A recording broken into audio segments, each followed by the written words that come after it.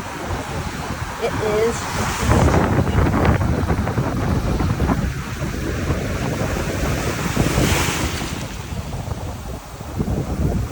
Colors, the sound, people.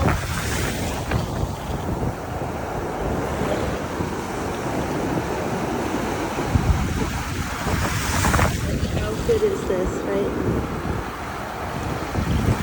And it was so heartwarming this morning, waking up to teach yoga. Like everybody who I walked past, they all said, you know, good morning in Spanish, Buenos Dias, and they put their hand on their heart when they say Buenos Dias, and they kind of nod a little bit or put their head down. I think it's such a beautiful way to acknowledge each other at the start of the day. I think we all